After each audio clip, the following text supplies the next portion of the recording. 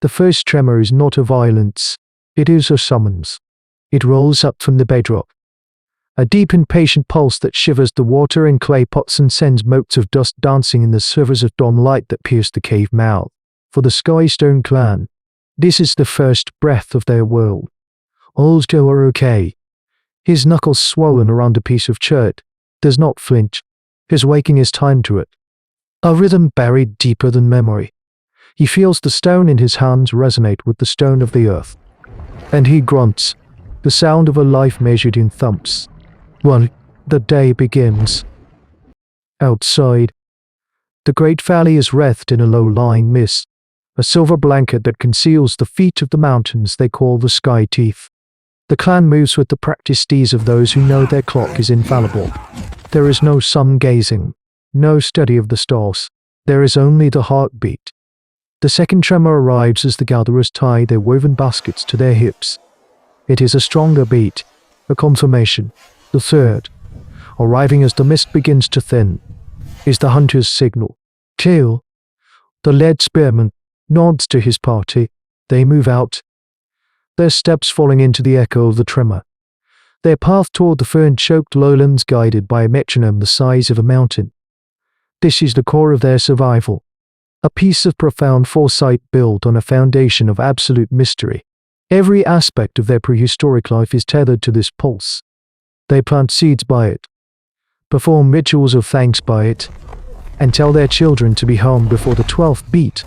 When the shadows grow long and hungry things with too many teeth begin to prowl the edges of the forest. They believe it is the spirit of the valley, a god sleeping beneath the stone. Their shaman, Lyra, whose face is a roadmap of droughts and hard winters, spends her days tracing the heartbeat's power in the dirt floor of the spirit cave. Her rituals are an attempt to understand a force they can only feel, but they do not know its nature. They cannot comprehend the truth that the narrator of this hominid history can see that their god is a creature. They alone, ancient Argentinosaurus, blind from age, has been trapped within this valley for generations, its path worn into a vast, circular trench in the valley floor. Its every footstep is the tremor that gives their life order. It is a living clock, a prisoner whose predictable misery has become the bedrock of their civilization, a strange and poignant symbiosis between the lost and the nascent. A young woman named Delara stands apart, her gaze fixed not on the rising sun but on the impenetrable wall of mist at the valley's heart. While others accept the heartbeat, she listens. After the great thump passes, she hears something more, a faint, colossal dragging sound.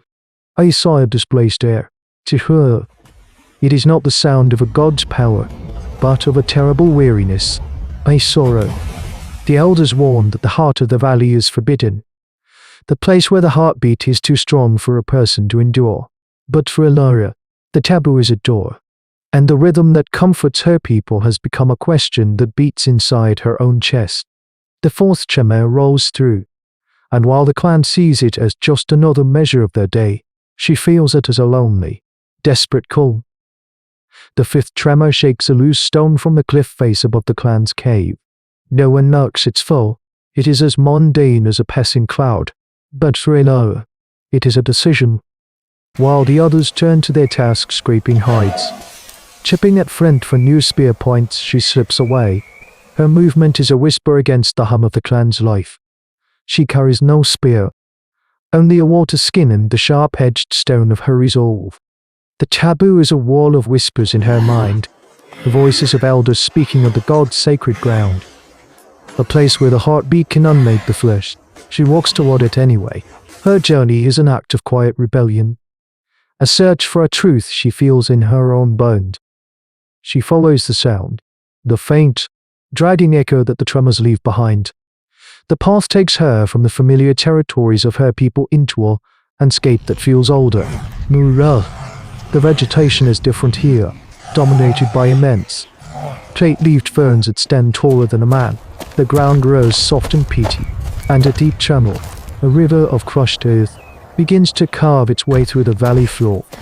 It is a path of impossible scale, wider than their camp, and it curves away into the mist. With each step she takes, the god's voice grows louder.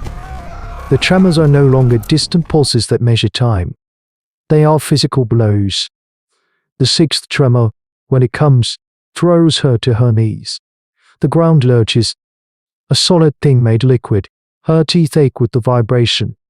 This is the power the elders spoke of, a force that feels elemental, divine. Yet, she sees signs that are not divine. She sees trees, ancient and thick as her own heart, snapped like twigs along the edge of the great trench. She sees a single, monumental footprint, a basin in the mud so vast it could hold the entire clan. These are not the marks of a spirit, these are the marks of a creature. Her survival skills keep her senses sharp, but the evidence before her is a testament to something beyond the scale of any prehistoric animals. She knows beyond the Allosaurus that stalks the ridges or the herds of Triceratops in the plains. This is the work of a titanosaur, a legend made real. Pressing on, her heart a frantic drum against her ribs, she climbs a slick ridge of black rock that overlooks the central basin. The mist is a shifting shroud below. The seventh tremor arrives. A cataclysmic boom that seems to erupt directly beneath her feet. The shockwave rips through the air, and for a moment, the mist is torn apart. And she sees it. It is not a god. It is a prisoner. A mountain of flesh and bone moves with the slowness of geological time. It hides a universe of scars and ancient wounds. The Argentinosaurus is immense. A living piece of the ancient earth whose head is lost in the low clouds. But it is the head she sees when it lowers it to drink from a sullen pool. Its eyes are twin pools of clouded moonlight, pearlescent and blind. Seeing nothing of the world they have paced for centuries.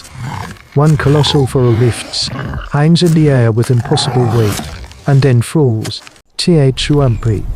The world shakes. The heartbeat. The tremor that has ordered her people's lives for all of their hominid history is just one step in an endless, sightless circle. The great dragging sound is its tail, a rudder of bone and flesh, scouring the earth behind it. A sound of profound and eternal weariness. The clock of her people is the ticking of a cage. And the god they worship is the loneliest creature in the world. Elara returns as the eighth tremor fades.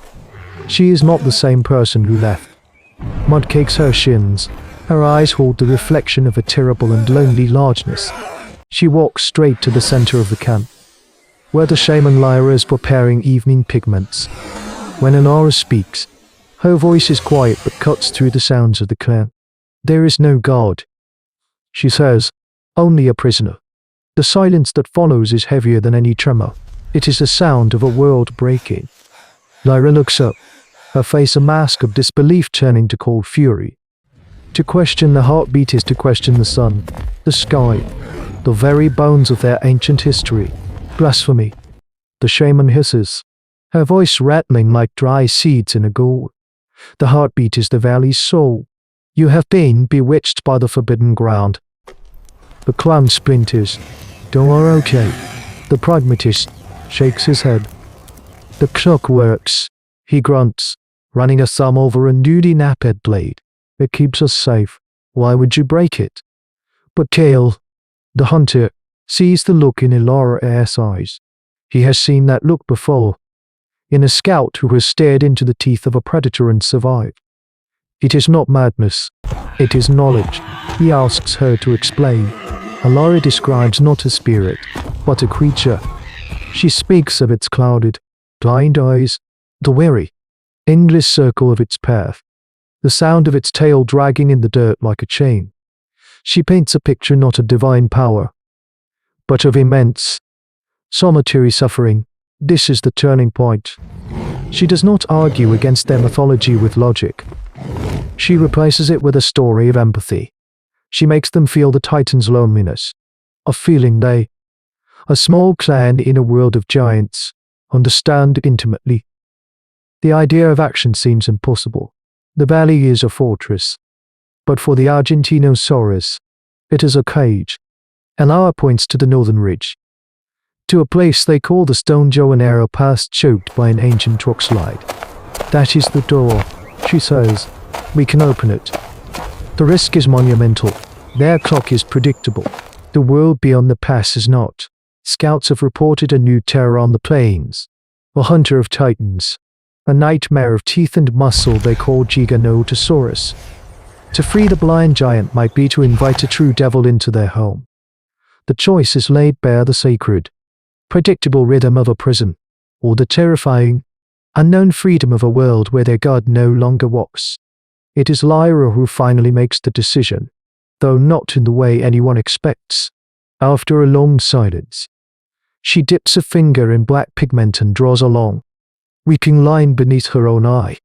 A god who suffers is no god, she whispers. A creature that we allow to suffer makes us less than human. It is an act of species-defining altruism, a leap of faith for the future of Homo sapiens. The plan is born from their collective intelligence, a masterpiece of primitive technology. They will use fire to heat the great chalk stones at the base of the rockslide, then douse them with water from countless skins, hoping the sudden change in temperature will crack them. Letters of ironwood, man by the entire clan, will do the rest. As the ninth tremor rolls through the signal to prepare for the night's hunt, it feels different. It is no longer a comfort. It is a countdown. The clan moves as one, not to hunt, but to break the heart of their world. They are a flicker of organized, audacious compassion in a brutal prehistoric world, about to shatter their clock to guide a blind god home. They succeeded. The chronicle does not detail the sweat and the terror of the rockslide, nor the tense, silent hours they spent guiding the blind titan with drums and fire toward the scent of open plains. It only notes that one morning, the first tremor never came. The silence was absolute. A terrifying void that forced them to learn the sun and stars anew. They traded a god for a compass, a myth for a choice. This single, immense act of empathy for another living creature, a choice to embrace chaos for the sake of another's freedom, is more than a footnote in human evolution. It is a declaration. It marks the moment our human ancestors looked upon the overwhelming, godlike forces of their world and decided not just to survive them, or worship them, but to engage with them, to change them. They chose to be more than clever animals hiding in the shadow of dinosaurs.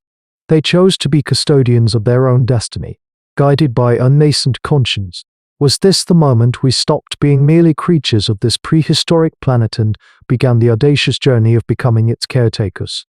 That choice, to shatter a perfect clock for an imperfect freedom, is the echo that still rings in the deepest parts of our shared soul. It is the instinct that compels us to look at the impossible and ask not why, but how can we help? This is the bedrock of our defiance. This is the echo in the stone. But in the quiet valley, the scent of the departed titan has drawn a new kind of attention.